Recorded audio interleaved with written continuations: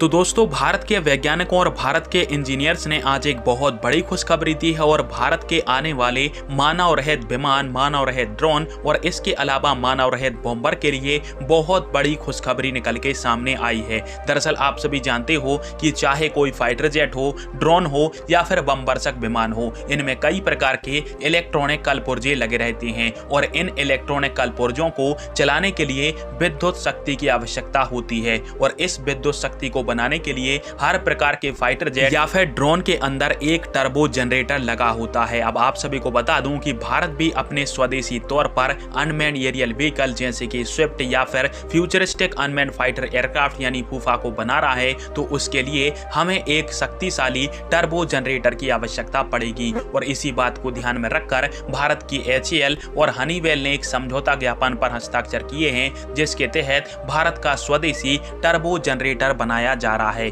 और स्क्रीन के ऊपर आप सभी एक स्क्रीनशॉट देख सकते हो, जिसके माध्यम से यह जानकारी दी गई है कि भारत के HAL यानी हिंदुस्तान एरोनॉटिक्स लिमिटेड और हनीवेल कंपनी की तरफ से एक समझौता ज्ञापन साइन हुआ है, जिसके माध्यम से भारत के स्वदेशी टर्बो जनरेटर को बनाया जाएगा, जो कि 1 मेगावाट की विद्युत शक्ति का उत्पादन कर सकता है। और आने वाले 1 से 2 साल के अंदर यह जो टर्बो जनरेटर है वो बिल्कुल बनकर तैयार हो जाएगा और इसके पश्चात इसको भारत के स्वदेशी फाइटर जेट या फिर स्वदेशी मानव रहित विमान जैसे भारत का स्विफ्ट UCAV हुआ या फिर फ्यूचरिस्टिक अनमैन्ड फाइटर एयरक्राफ्ट यानी फूफा हुआ या फिर हमारा रुस्तम 2 ड्रोन ही क्यों ना हो, इनमें इसी टर्बो जनरेटर का उपयोग किया जाएगा। फिलहाल में इससे पहले भारत इस टर्बो जनरेटर के लिए दूसरे देशों के ऊपर निर्भर रहता था, इसलिए भारत के वैज्ञानिकों ने इस निर्भरता को खत्म करने के लिए एक समझौता ज्ञापन पर हस्ताक्षर किया है, ताकि जब तक भारत के ओरा और स्विफ्ट जैसे UCAV आते हैं तब तक भारत का स्वदेशी टर्बो जनरेटर बनकर तैयार हो जाएगा। फिलहाल में भारतीय वैज्ञानिकों की इस मेहनत के ऊपर आप सभी की क्या राय है,